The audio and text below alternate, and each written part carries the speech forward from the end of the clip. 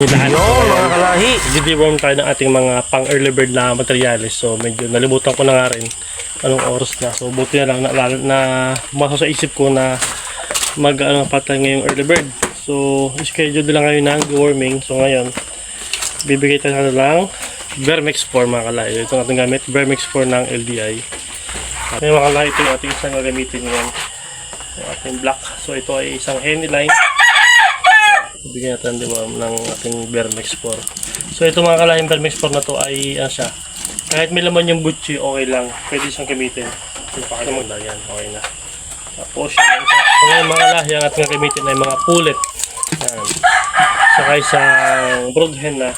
So ito yan. Vermex 4 mga kalahi ang ating gamit. So bukas, magka-flashing naman tayo sa kanila gamit yung Doxylac mga kalahi. Sorry. Umuto natin ating pampurga ay ating naiwanan na are. Yan. Vermex 4 ng LDI mga kalahi na bagay na ito. Kahit may lamang butchi ng inyong mga lagaw, kahit magpakain ka sa gabi, okay lang. Pwede mo siyang gamitin.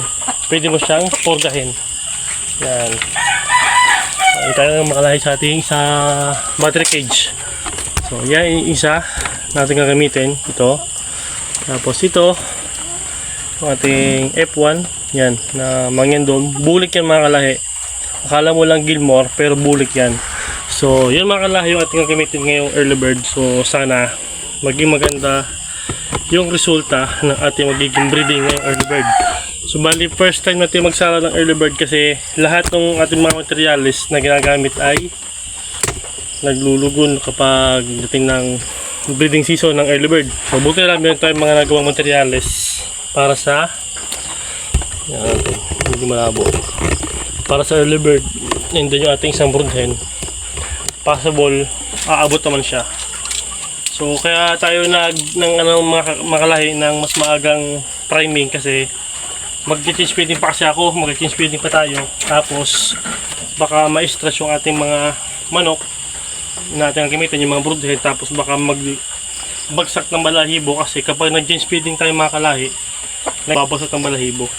So sana ito natin super sweater, so sana maging okay siya mga kalahi. Yan o. Yan.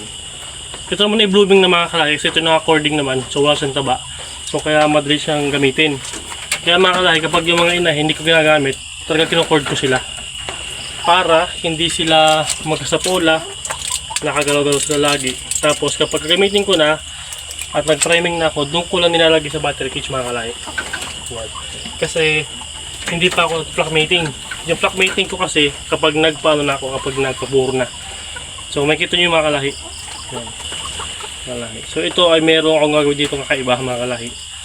So medyo ito mga kalahi, bumagsak yung kanyang katawan kasi bata pa lang talaga, ito ay pinilit kong gamitin.